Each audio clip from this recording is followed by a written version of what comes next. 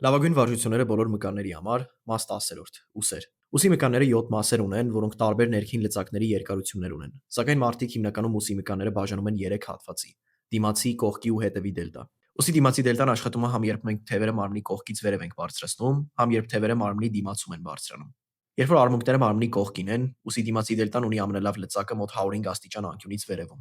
Սրանից ավելի ներքև ուսի կողքի դելտան ավելի լավ լծակ կունենա։ Դրա համար ամենալավ վարժությունը այս կոնտեքստում կլինի shoulder press-ը, որտեղ մենք լրիվ ներքև չենք իջնում, այլ կանգնում ենք մոտավոր N կետում, որտեղ թևերը հորիզոնական դիրքում են։ Սարքավորումի կամ Smith Machine-ի վրա այս վարժությունը անելը ամենալավ տարբերակներն են, քանի որ սրանք ամենաստաբիլն են։ Ուսի դիմացի դելտան նաև աշխատում է, երբ թևերը մարմնի դիմացից վերև ենք բարձրացնում, այսինքն երբ արմունկները մարմնի դիմացն են։ Սակայն այս շարժման մեջ այն ամենալավ լծակը ունի ավելի ձգված դիրքում, երբ թևը մարմնից հետ է։ Դրա համար օրինակի համար կանգնած front racer-ը ուսի դիմացի դելտայի համար այդքան էլ լավ տարբերակ չեն, քանի որ ստեղ ամենադժվարն է հենց այս դիրքում, որտեղ որ դոշը ավելի լավ լծակ ունի։ Ուսի դիմացի դելտայի համար կարելի է այսպես պարկած front racer-ի վարիացիա անել, քանի որ սրանք ամենադժվարն են, երբ թևը մարմնի կողքին է, ու այս դիրքում ուսի դիմացի դելտան ավելի լավ լծակ ունի։ Ուսի կողքի դելտայի համար ամենալավ տարբերակը լինելու են lateral raise-երը։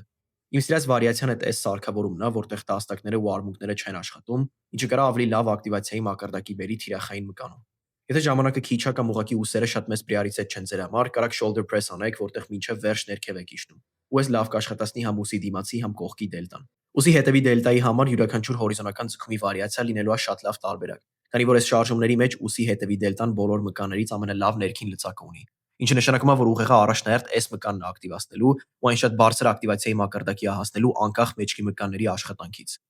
Եթե դուք ոչ մի հորիզոնական ձգում կամ նեղ պատկերով pull down-ներ չեք անում, կարաք reverse fly-er անեք։ 3 վարժությունից ավել ուսերի համար անելը համարյա թե երբեք իմաստալից չի։